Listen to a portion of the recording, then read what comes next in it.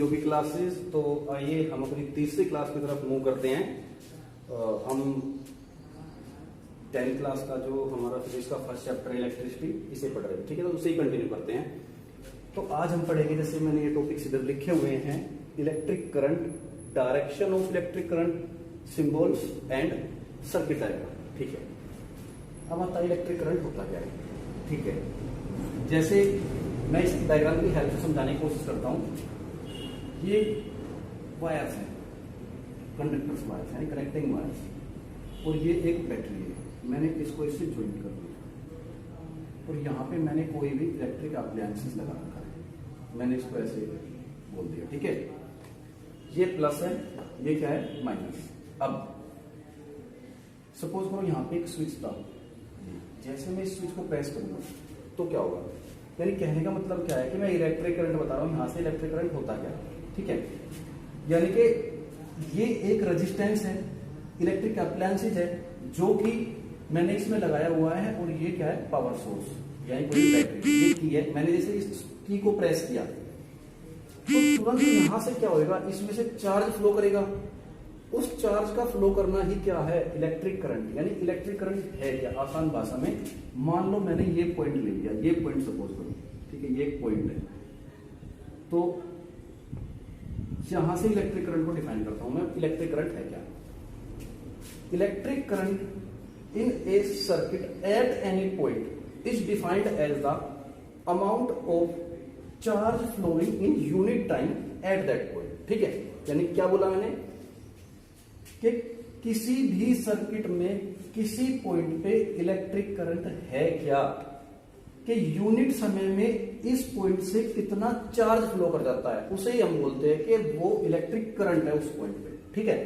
यानी आसान भाषा में मैं क्या बोलना चाह रहा हूं कि मैथमेटिकल फॉर्म में रिप्रेजेंट करना चाहूं तो मैं करंट को रिप्रेजेंट करता हूं बेटा आई से। इलेक्ट्रिक करंट है ये, ठीक है। इसको किससे रिप्रेजेंट करते हैं, आई से। ये इलेक्ट्रिक करंट, ये होता क्या है, कितना चार्ज फ्लो कर जाता है कितने टाइम में। ये क्या है, चार्ज। इसे किसमें मेजर करते हैं बेटा, कूलम में। और ये क्या है, टाइम। इसे किसमें मेजर करते हैं, सेकंड में, ठीक है। यानी इलेक्ट्रिक करंट होता क्या है कि किसी पर्टिकुलर पॉइंट पे कितने टाइम में कितना चार्ज पास हो जाता है, वो ही क्या है उस पॉइंट पे इलेक्ट्रिक करंट, ठीक है। अब ये बात आती है इलेक्ट्रिक करंट को किससे नोट करते हैं, आई से। इसे किसमें मेजर करते हैं बेटा, एम्पियर में, ठीक है। आप अपने घरों में आज ही जाके देखना, जैसे मैंने पिछले में बताया था वोल्टमीटर के बारे में। आज आप घर में जाकर देखोगे हर एक के घर में क्या लगा होता है, सबमर्सिबल। सबमर्सिबल में क्या होता है, 2 मीटर होते हैं। तो सबमर्सिबल में 1 मीटर होता है, उस पर लिखा रहता है V। एक और मीटर होता है, उस पर लिखा रहता है A। इसका मतलब क्या है, ये क्या मेजर करता है, पोटेंशियल, और ये क्या मेजर करता है, करंट। यानी कि एम्पियर किसकी यूनिट है, करंट की, और वोल्टमीटर किसकी यूनिट है, पोटेंशियल की, ठीक है। कितनी वोल्टेज आ रही है, वो क्या है आपका पोटेंशियल, और वो इलेक्ट्रिक अप्लायंसेस कितने एम्पियर ले रहा है चलने के लिए, वो क्या है आपका इलेक्ट्रिक करंट, ठीक है।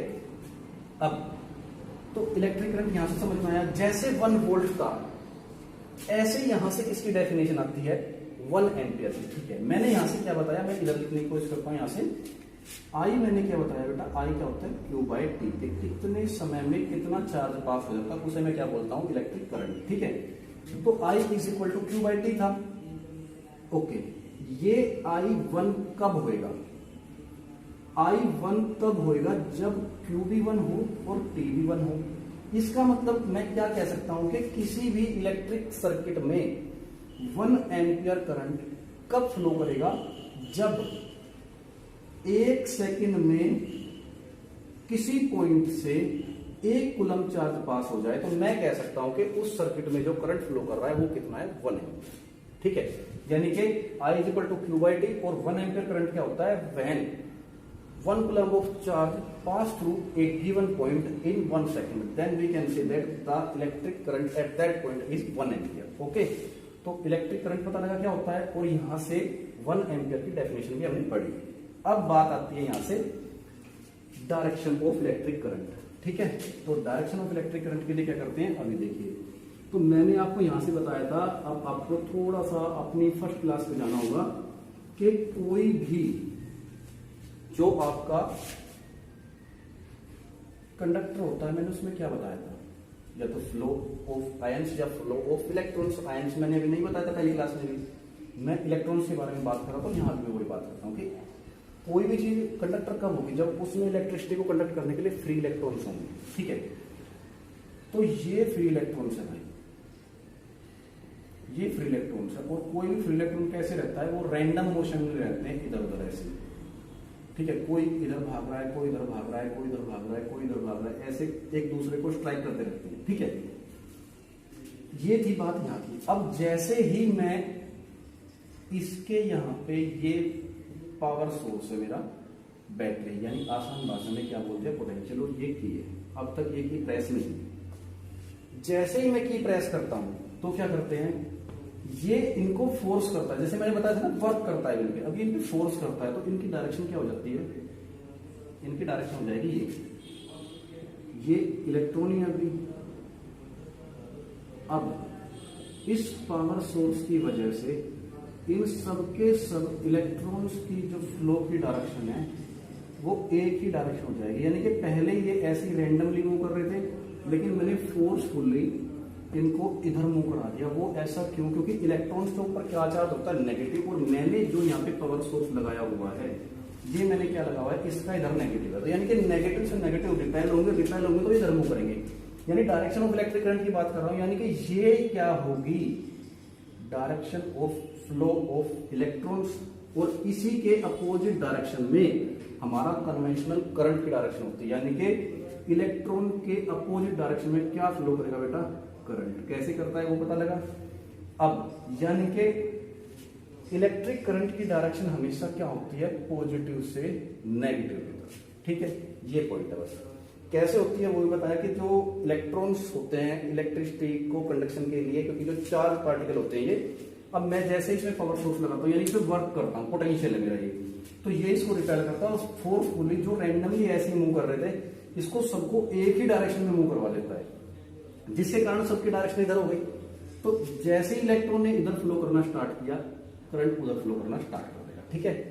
ये थी आपकी अब किसकी, डायरेक्शन ऑफ इलेक्ट्रिक करंट। अब अगला हमारा क्या आता है, थोड़ा सा सिंबल्स। तो अब सिंबल्स पढ़ते हैं हम, है क्या। जैसे मैं आपको बताऊं, ये क्या होता है मेरा, जैसे मैंने एक लगाया, इसे बोलते हैं सेल, ये प्लस माइनस होता है। अगर मैंने इसको ज्यादा लगा दिया तो मैं इसको बोल देता हूं, फिर ये किसके सिंबल्स है, बैटरी का। की स्विच ये भी है, ये भी है, ये स्विच ऑफ है, ये स्विच ऑन है, अगर बीच में मैंने डॉट लगा दिया। की का एक सिंबल और होता है ये भी और ये भी, ये इससे यहां से कनेक्ट कर दो, ये ऑफ है, ये ऑन है, ठीक है। ये क्या है, दो वायर का ज्वाइन, और ये क्या है, दो वायर क्रॉस कर दिए एक दूसरे को विदाउट ज्वाइन, ठीक है। ये आपका क्या है, कोई भी रेजिस्टेंस। अगर मैं इसके ऊपर ये और लगा देता हूं तो इसे बोलते हैं रियोस्टेट, वेरिएबल रेजिस्टेंस, जिसका रेजिस्टेंस मैं इसे वेरी कर सकता हूं, ठीक है। अब ये आ जाता है आपका, ऐसे कर देते हैं वोल्ट मीटर, क्या आ जाता है, वोल्ट मीटर। और यहीं से बीच में ए लगा देता हूं तो ये क्या हो जाता है, एमीटर, ठीक है। अब जैसे जैसे बाकी आते रहेंगे, अब पढ़ते रहेंगे। मैंने इसमें मेन जो चीजें थी वो आपको बता दी है। अब इसमें आता है एक सर्किट डायग्राम। सर्किट डायग्राम क्या होता है, सर्किट डायग्राम कुछ नहीं होता। सर्किट डायग्राम किसी भी चार्ज के फ्लो के लिए एक क्लोज लूप होती है, कंटिन्यूअस पाथ होता है, बस, ठीक है। जैसे मैं बताता हूँ, ये एक मेरा पावर सोर्स है यहाँ पे, यानी पोटेंशियल के लिए मैंने बैटरी लगा दी, ठीक है। ये प्लस है, ये माइनस है। अब यहाँ पे मैंने क्या लगा दिया, एक स्विच लगा दिया। अब यहाँ पे मैंने क्या लगा दिया, एक एमीटर। ये क्या लगा दिया, यहाँ पे एक रेजिस्टेंस है, कोई भी इलेक्ट्रिक एप्लायंस के लिए, ठीक है। अब उसके बाद मैंने इसको यहाँ से ज्वाइन कर दिया, या कई बार बोल देते हैं यहाँ पे रियोस्टेट भी लगा देते हैं, इससे कोई फर्क नहीं पड़ता, ठीक है। अब यहाँ से मैंने क्या लगा दिया, वोल्ट मीटर, क्योंकि अब मैं एक छोटी सी चीज यहाँ से स्किप कर गया था, मैं थोड़ा सा इसमें क्लियर कर देता हूँ। ये क्या होता है, एमीटर। एमीटर क्या होता है, जैसे पोटेंशियल को नापने के लिए वोल्ट मीटर होता है, और वो किसमें कनेक्ट होता है, हमेशा पैरेलल में कनेक्ट होता है। क्यों, क्योंकि उसका रेजिस्टेंस इनफाइनाइट होता है। अगर सीरीज में कनेक्ट कर दिया तो वो उसको आगे फ्लो ही नहीं करने देगा, चार्ज को रोकने का। अब बात आती है यहाँ पे इसकी एमीटर की। एमीटर क्या होता है? एमीटर वो होता है जो कि किसी भी सर्किट में करंट को मेजर करता है। तो करंट को मेजर करने वाले को क्या बोलते हैं? एमीटर। ठीक है, और ये किस में लगता है? सीरीज में लगता है। ये सीरीज में क्यों लगता है? क्योंकि एमीटर ऐसा मेजरमेंट का इंस्ट्रूमेंट होता है जिसका रेजिस्टेंस क्या होता है, मैं यहाँ पे लिख देता हूँ। जो एमीटर होता है इसका रेजिस्टेंस क्या होता है? Almost negligible. ठीक है, ये ना के बराबर होता है बिल्कुल, इसका रेजिस्टेंस बिल्कुल नेग्लिजिबल होता है, यानी कि ऑलमोस्ट जीरो के, यानी कि इसमें से जो थोड़ा सा भी जाएगा वो फ्लो करेगा। इसलिए इसको किसमें लगाते हैं? सीरीज में। ताकि, क्योंकि मैंने क्या बताया, इलेक्ट्रिक करंट मेजर करना है, और इलेक्ट्रिक करंट होता ही क्या है? फ्लो ऑफ चार्ज, यानी कि चार्ज का इसमें से फ्लो करना, कि कितना चार्ज फ्लो कर रहा है। जब इसमें से चार्ज ही फ्लो नहीं करेगा तो ये मेजर क्या करेगा? तो इसलिए इसको सीरीज में लगाते हैं कि जो भी जा रहा है वो इसमें से पास होकर जा रहा है। इसका रेजिस्टेंस बहुत कम होता है कि इसका अपोज बिल्कुल नहीं करता, ज्यादा से ज्यादा मेजर करने की कोशिश करता है। इसीलिए जो एमीटर होता है उसे हमेशा किसमें लगाते हैं? सीरीज में लगाते हैं, क्योंकि इसका जो रेजिस्टेंस होता है वो क्या होता है? Almost negligible. जबकि वोल्टमीटर किसमें लगता है? पैरेलल में। उसका रेजिस्टेंस क्या होता है? इनफाइनाइट। ठीक है, अब मैं आता हूं सर्किट डायग्राम पे। सर्किट डायग्राम मैंने क्या बताया था? सर्किट डायग्राम एक क्लोज लूप होती है, एक कंटिन्यूअस पाथ होती है इलेक्ट्रिसिटी के फ्लो के लिए। ठीक है, जिसमें हम सारे के सारे इलेक्ट्रिकल अप्लायंसेस को उसके सिंबल्स की फॉर्म में रिप्रेजेंट करते हैं, उसे ही सर्किट डायग्राम कहते हैं। एक बार फिर बताता हूं, ये एक क्लोज लूप स्ट्रक्चर होता है, किसके लिए? कंटिन्यूअस फ्लो ऑफ चार्ज के लिए एक क्लोज लूप स्ट्रक्चर होता है, जिसमें हम सारे के सारे इलेक्ट्रिक अप्लायंसेस को उसके सिंबल्स की फॉर्म में रिप्रेजेंट करते हैं। इसे ही हम क्या बोलते हैं? सर्किट डायग्राम बोलते हैं। ठीक है, जैसे इसमें क्या क्या चीज होती है? एक एमीटर होता है, एक वोल्टमीटर, एक रेजिस्टेंस, एक पावर सोर्स, और ये क्या लगा दिया मैंने? रियोस्टेट। ठीक है, अब मैं इसमें एक छोटी सी और बात बताता हूँ, कहने के लिए तो कुछ नहीं है, काम तो वही होता है, लेकिन डिफरेंस बताता हूँ क्या रहेगा। जैसे मैंने स्विच आपका इधर लगाया, ठीक है, और एक बोल दे कि मैं आपका इसे यहां से हटा दूं, इसे ऐसे कर दूं, एक स्विच मतलब यहां लगा दूं, ये भी ठीक है, ये भी ठीक है। स्विच यहाँ पे ऑन करूंगा तब भी वही काम होगा, स्विच इधर लगाता हूं तो भी वही काम होगा, लेकिन फिर भी मैं प्रेफर क्या करता हूं कि मैं स्विच इधर लगाऊं। ऐसा क्यों?